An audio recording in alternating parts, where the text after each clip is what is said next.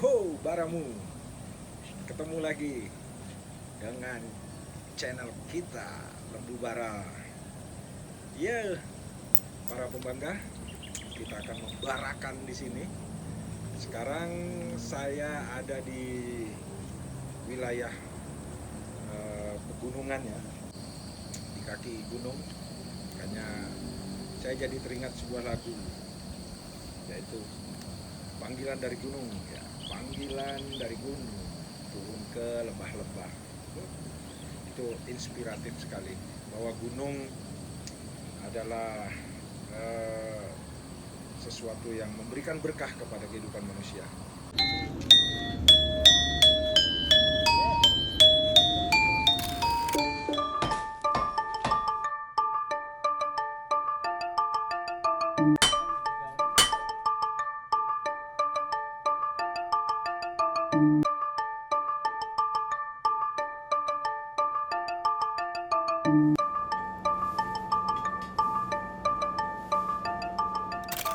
Hai. Kita akan membahas satu jenis wangun keris ya. Bagaimana pembahasan wangunnya ini? Sebentar, kita akan simak bareng-bareng. Siap? Siap? Let's go!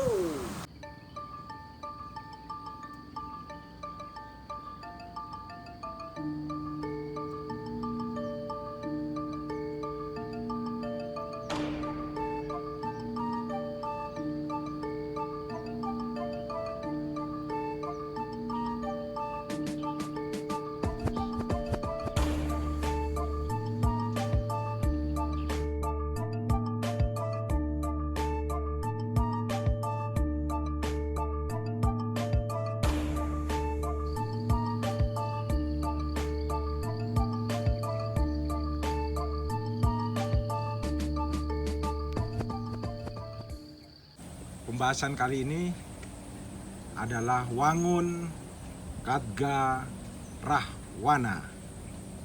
Unikan namanya, ada Khadga, ada Rahwana. Apa itu? Sebentar kita akan bedah satu persatu. Sebelumnya saya membawa kerisnya. Ini sebuah keris dengan wangun yang saya maksud tadi, Khadga Rahwana.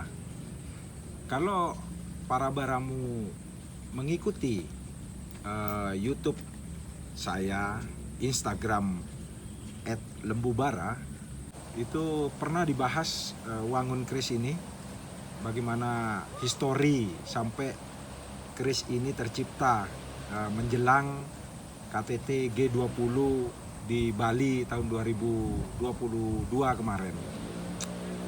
Kali ini pembahasannya lebih terfokus pada wangunnya ya. Oke, kita langsung lihat saja. Inilah keris dengan wangun Khadga Rahwana. Ya. Ini ya, ini wangun Khadga Rahwana. Jadi yang dimaksud wangun Khadga Rahwana itu adalah memiliki ganja seimbang ya, seimbang. Dia antara kanan dan kirinya itu sama. Nah, ini seimbang dia. Tidak seperti gonjo-gonjo pada keris-keris umumnya yang memiliki sirah cicak bagian depan dan ekor cicak bagian belakang. Kalau Khadga Rahwana itu seimbang, balance dia. Dia bisa berupa keris luk, bisa berupa keris lurus. Yang penting ganjanya seimbang dan memiliki kerawangan ya. Ini ada lubang di sini, ada lubang. Nah, ini lubang 2, memiliki ornamen-ornamen lubang, tapi tembus dia, terawangan gitu loh, terawangan. Jadi dan memiliki gereneng. Kalau bilahnya bisa luk, bisa lurus. Nah, namun di lontarnya ya, di lontar kerisnya ini yang dikutip oleh Emnishhoff dalam jurnalnya itu di tahun 1921. Yang dimaksud Khadgarahwana itu bawahnya memang begini, tapi dia keris lurus ya. Jadi penamaan wangun zaman dulu itu menurut saya ya, awalnya kan hanya 25 wangun yang ada di lontar tersebut. Jadi pada perkembangan selanjutnya dari 25 wangun ini, dia tetap bagian gandeknya biasanya menjadi suatu pedoman penamaan wangun, dan bagian atasnya ini variannya banyak. Begitupun Khadgarahwana ini, bahwasanya dia hanya patokannya adalah ganjo yang saya sebutkan tadi, memiliki kerawangan dan berbentuk baik lu atau lurus ya, seperti pedang. Kalau di Jawa ya ini pendekatannya dapurnya adalah sepang. Nah, tapi di lontar Bali disebutkan Khadgarahwana, bukan sepang ya. Kalau sepang itu dalam bahasa Bali, di kamus bahasa Bali, sepang itu artinya kue dia. Kue berbentuk segitiga yang dalamnya berisi kacang hijau gitulah. Kacang hijau. Biasanya dibuat untuk kudapan gitu loh. Cemilan itu bahasa Bali, di kamus bahasa Bali itu sepang artinya itu. Nah, masuk ke Khadgarahwana ini, dalam lontar tersebut tidak disebutkan kenapa makna dari arti Khadgarahwana. Jadi saya mencoba mencari pendekatan dengan membuka literasi, baik itu literasi Jawa kuno, Bali kuno, kamusnya juga. Jadi pendekatannya itu memakai pendekatan linguistik ya saya, dari artinya jadinya. Dinamakan wangun Khadgarahwana. Yang pertama ada kata Khadga, yang kedua ada kata Rahwana.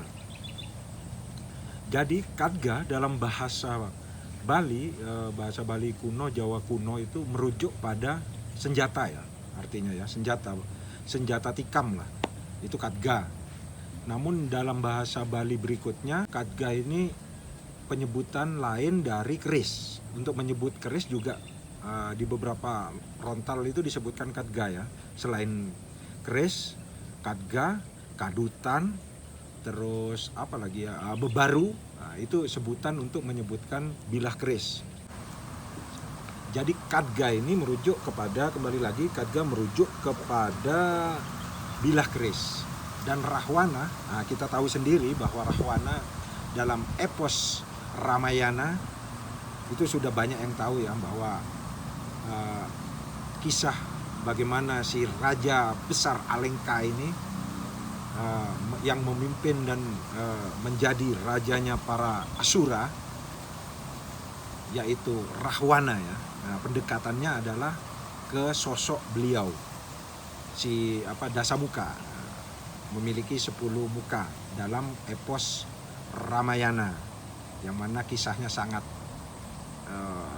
ngetren sekali, baik di Jawa kuno, mulai dari Medang, era Mataram kuno, Jawa kuno, Bali kuno juga banyak dituliskan dalam Kakawin, Ramayana ya, dipahatkan di beberapa relief candi di Prambanan juga itu ada kisah Ramayana. Nah, di situ pasti ada kisah sang raja dari Alengka, yaitu Rahwana. Jadi wangun keris seperti ini disematkan menurut saya ya, dari pendekatan linguistik adalah Khadga berarti senjata ya, senjata Rahwana, jadi senjatanya Rahwana, atau juga bisa senjata yang memiliki kekuatan seperti Rahwana gitu. Jadi dalam beberapa literatur bahwa Rahwana ini di tanda kutip dikonotasikan buruk ya, tapi ada beberapa literatur lagi itu yang menjadi tokoh sentralnya adalah Rahwana. Jadi kisah Rahwana ini, kalau di Sri Lanka, kita tahu Sri Lanka sendiri yang konon katanya adalah tanahnya Rahwana ya, tanahnya Alengka di sana, kerajaan Alengka juga di sana. Itu Rahwana itu menjadi tokoh sentral di sana. Jika di wilayah Nusantara terkenal sekali epos Ramayana ya. Kalau di Sri Lanka itu ada yang namanya Rahwanayana. Nah, dalam buku Rahwanayana itu diceritakan bahwa pahlawan bagi Alengka dan kaum Asura ya.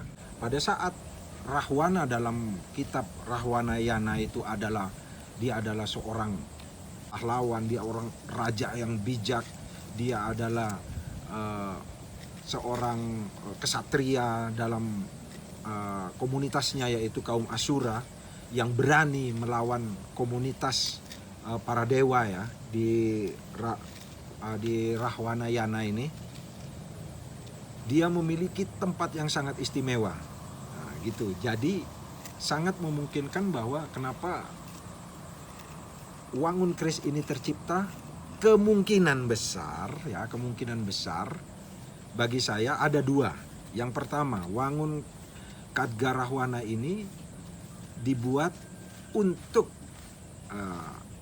memberikan gambaran ya, si pembuat Wangun pertama kali ini seakan-akan ingin memberikan pelajaran kepada kita sebagai pemilik kerisnya, itu jika merujuk pada Ramayana bahwa janganlah kita bersikap seperti Rahwana. Tapi jika merujuk pada kitab Rahwanayana, jadilah seperti Rahwana yang membela kaum lemah, membela kaumnya dari penindasan para dewa, membela kaumnya keluar dari jurang kemiskinan, dari jurang kebodohan. Makanya beliau disebutkan Dasamuka karena memiliki Dasamuka, memiliki 10 wajah, 10 kepala. Kalau dalam kitab Rahwanayana, beliau memiliki 10 kecerdasan. Kecerdasan kosmos, kecerdasan spiritual, kecerdasan teknologi, kecerdasan kenegaraan, kecerdasan sosial. Itu sampai 10. Makanya beliau diagungkan dalam kitab Rahwanayana. Kemungkinan empu tersebut awalnya entah itu membaca dua versi kitab ini atau gimana ya. Kalau saya sih membaca Rahwanayana itu sangat bagus sekali ya.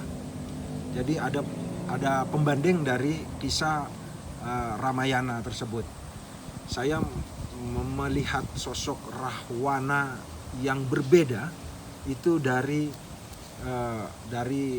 kitab, dari buku tentang Rahwanayana yang sangat populer di Sri Lanka, di daerahnya sendiri.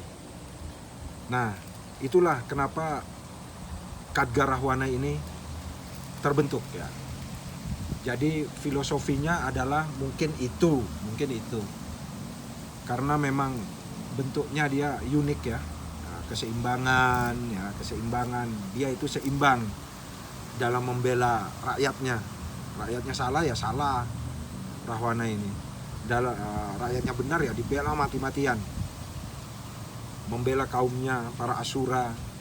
Bagaimana dia dari Alengka yang hanya kerajaan kecil menjadi kerajaan besar, bersaing dengan kerajaannya para dewa ya, kerajaannya para Rama, kerajaannya Indra, itu bersaing saat itu.